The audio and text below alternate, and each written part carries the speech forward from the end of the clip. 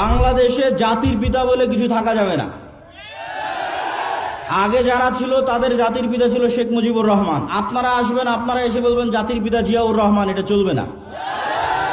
1947 নাই মানে এই দেশে মুসলমানদের 190 বছরের ব্রিটিশ বিরোধী আন্দোলনের কোনো স্বীকৃতি নাই। বাংলাদেশ 1971 শুরু হয়নি, ওটা ডাহা মিথ্যা কথা। বাংলাদেশের নিজের সংস্কৃতি কৃষ্টি কালচার প্রমোট করতে হবে, যেটা উসমান হাদি বলেছে কালচারাল ফ্যাসিজমের বিরুদ্ধে আমাদেরকে লড়াই করতে হবে, যে কারণে তাকে জীবনও দিয়ে দিতে হলো। ভারতীয় আধিপত্যের কালচারাল হেজিমনি তার যতগুলো চিহ্ন আছে তার মধ্যে একটা বড় চিহ্ন হচ্ছে রবীন্দ্রনাথ ঠাকুরের শিরকি জাতীয় সঙ্গীত।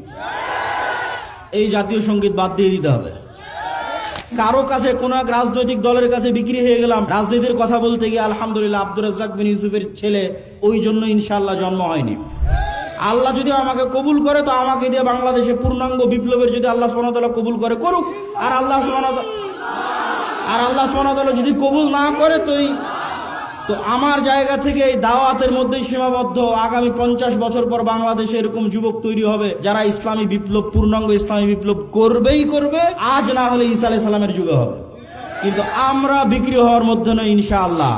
আসসালামু আলাইকুম শাইখ, আপনি ইদানিং বিভিন্ন জায়গায় রাজনীতি নিয়ে বক্তব্য দিচ্ছেন, যা নিয়ে অনেকে সমালোচনা করছে, এই বিষয়ে কিছু বলবেন? যতগুলো প্রশ্ন আসছে তার মধ্যে এটা অনেক গুরুত্বপূর্ণ একটা প্রশ্ন। তো আসলে রাজনীতি, নবীরাও যখন আল্লাহ সুবহানাহু ওয়া তাআলা দাওয়াত দিতে বলেছেন তখন মুসা আলাইহিস সালামকে বলেননি যে মুসা তুমি জাদুরানিতে গিয়ে বা মিশরের উমুক এলাকায় গিয়ে দাওয়াত দাও, ডাইরেক্ট ইযহাব ইলা ফিরাউন, ক্ষমতার মসনদে আঘাত।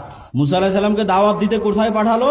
ইযহাব ইলা ফিরাউন, ফিরাউনের কাছে গিয়ে দাওয়াত দাও, মানে ডাইরেক্ট ক্ষমতার মসনদে যে আছে ওকে দাওয়াত দাও। ইব্রাহিম আলাইহিস সালাতু ওয়াস সালামকে কোথায় পাঠালো? ডাইরেক্ট নমরুদ। তো নবীরা যারা পৃথিবীতে এসেছেন তারা জয়লাভ করুক অথবা না করুক, তাদের দাওয়াতের যে মানহাজ ছিল, এই দাওয়াতের মানহাজের একটা পার্ট অবশ্যই যারা সমাজের দায়িত্ব পালন করতেছে, যারা রাষ্ট্র এবং দেশ চালাচ্ছে, তাদের কাছে আপনাকে দাওয়াত দিতেই হবে। এটা নবীদের রাজনীতি। এবং এই দাওয়াতটা যদি নিঃস্বার্থ হয়, ওই যে লবিং, লিয়াজু, ঠিক আছে আমার দুনিয়াবি কোনো স্বার্থ, আমাকে এটা দেন, আমাকে এটা দেন, এরকম দুনিয়াবি স্বার্থে যদি দাওয়াত হয়, ওই দাওয়াতে কোনোদিন বিপ্লব তৈরি হবে না। ওই দাওয়াতে কোনোদিন কি তৈরি হবে না?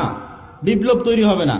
আজকে যেহেতু প্রশ্ন করেছে এই জন্য বলেই দিচ্ছি, এই যে তারেক রহমান সাহেব এসেছে ইংল্যান্ডে, তার সাথে আমার দেখা হয়েছিল অন্তত 30 থেকে 40 মিনিট ফেস টু ফেস তার সাথে আমি কথা বলেছি। আমি তার সাথে কথাই শুরু করেছিলাম এটা দিয়ে যে আজকে আমি এখানে আসার আগ পর্যন্ত যতজন আপনার কাছে এসেছে এরা দুনিয়াবি স্বার্থ নিয়ে আসবে, আর আমি আজকে এখান থেকে চলে যাওয়ার পরও হাজারো মানুষ আপনার সাথে দেখা করতে আসবে, দুনিয়ার স্বার্থে আসবে। কারো একটা সিট দরকার, কারো একটা আসন দরকার, কারো একটা পদ দরকার, কত কি দরকার। কিন্তু আমি আব্দুল্লাহ বিন আব্দুর রাজ্জাক এসেছি 4টা কথা বলবো বাংলাদেশের